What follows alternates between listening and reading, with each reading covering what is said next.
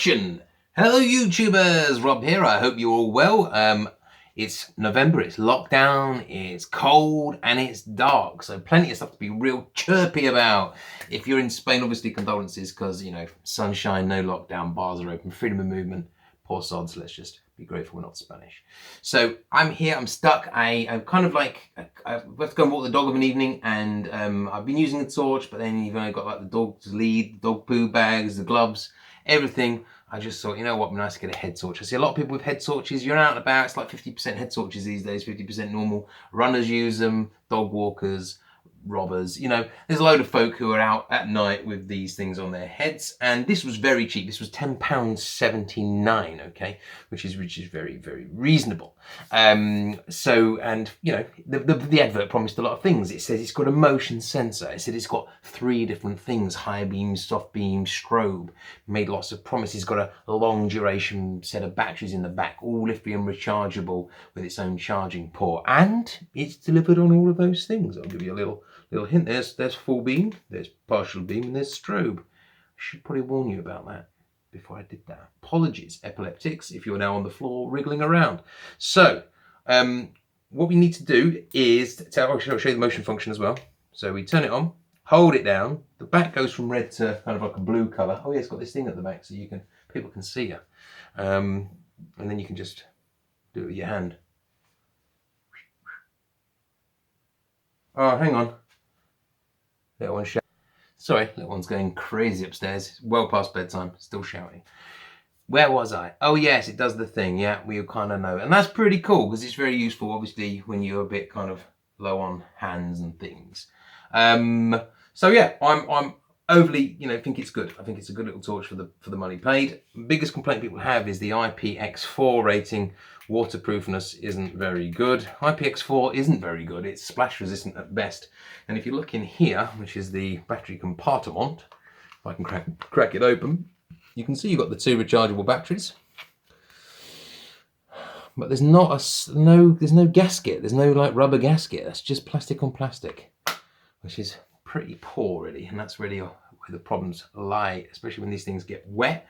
And of course, being the bulb, look at this, it's got a way of breathing with the breathe holes in it, and the water's going to get in there, and there's a circuit board behind here. So we've got numerous problems trying to get this thing waterproof. But I have got down here a bucket of water, and at the end of this video I am going to put it in there, and it is going to survive, fingers crossed. We will see. It could be a fail video. It says fail, then it's because I failed. But yeah, this is what we're going to do.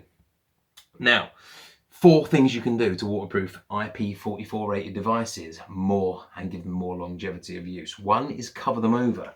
Imagine this. This is flipping advanced stuff, right? But you've got a hood on your coat and you put it over the bowl. That's going to help. Okay, stop water getting on. If it's a PIR sensor or a security light, recess it underneath the garage kind of awning, or maybe make a little hood for it, something like that. Keep it out of the rain. Step 1, okay. Step 2, what you can also do is tape the seams. This is pretty extreme, it's very technical. If anyone's ever used one of these before, they'll know it's pretty difficult to use. You use your thumb for quite some time, and you spin it round and you do this with your nail until eventually you can just peel a bit off, cut it, and tape the seams. Now this is good where you need to regularly get access to something like the battery case, and you can't just glue it shut. You need regular access. Tape the seams, okay? In this one it's got a charging port, and I've just put this over the charging port because the charging port was rubber. It wasn't very good, kept falling out. However, I can, and I probably will, put varnish all around here, which brings me on to step 3. Varnish all around here to seal that in permanently. So moving on to 3, I've just said the word. Where is it? It's here. It's varnish. This is clear nail varnish, £3.50 from Asda. It stinks. It smells like pear drops, obviously. 60 seconds, it's gel based, so 60 seconds to kind of go hard, I guess. Probably want to leave it a bit longer than that. But what you're going to do is you're going to unscrew all of the things on here, and we're going to cover the circuit board in clear varnish, and that's going to provide a protection layer from the electronic circuits from the water, and give it that separation. And that's going to really boost things. So that is really the step number 1. Also, what you'll find is this little bulb pops out, and in the back of it you'll see there's wires that go in and there's holes for letting it breathe. You can't get into that with varnish. You don't want to plug them up with silicone spray, or silicone, like, you know, plumbers, whatever. use this. This is silicone spray. Okay, so you can use this to help waterproof. It does say waterproofing things on it. And this is the reason why I've got kind of like liquid inside the bulb now. That is actually silicone spray. So it's non-conductive. It hasn't affected the beam brightness or direction or anything like that. But it does give it that protection to hard to reach areas, and that is tip 4. Tip 4, silicone spray. Where you can't use varnish. Where you can't use varnish, use this. And where you can't use this, use a hood. Simple, right? So I'm going to open this up for you because I'm a kind of, that kind of guy. I'll pause it so you have to kind of watch me unscrew it, or when I show you the insides. Okay, what I'd say is don't lose the screws. Here she is, the little girl. You see that circuit board inside there? Okay, so you've got the main circuit board, and then you've got the back here, which is where the wires go into that, and that's obviously on a circuit board. So silicone spray goes in there, and then this is going to be painted with the varnish. Now I have already done this twice now, because I did a couple of other takes. I'm not going to lap it on, but trust me, you just lap it on, right? Do you want to see me lap it on? No, you don't, do you? Just trust me, okay? I have lapped it on. I didn't lap it on the first time into the sensor, and it caused the sensor some kind of wobble problems, but now that's dried out. It's gone better, and I have since resealed it. So yeah, that has now been fully treated. I hope I don't lose authenticity points for this.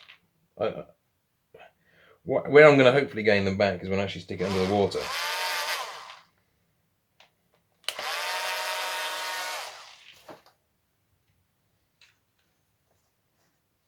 I'll pause it while I put this back together.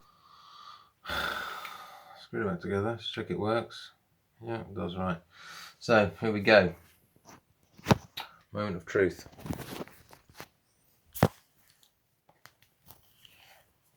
Here's the water. It's going to go out.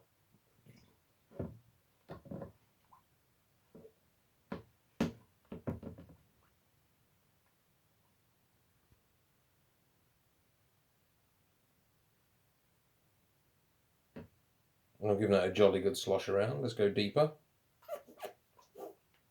Going for a proper swim there.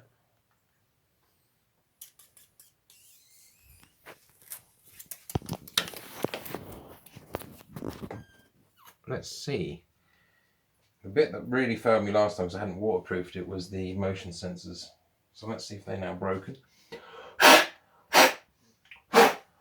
That's usually far worse extreme of weather than just wearing it on your head during a rainstorm. So that is a pretty good test.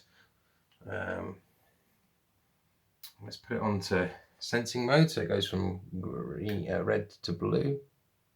There we go. Is it going to work? Yeah, it does. So there we are. Just turn it off. That's that. You've now taken your little £10.79 torch, you've added your £3.50 that, and you've added a bit of silicone spray, about a £5, used for many, many times, for many, many things. And voila. You guys take care. Keep breathing freely. If you struggle, go to emergency services, give them a call, and I'll see you in the next one. You take care. Bye-bye.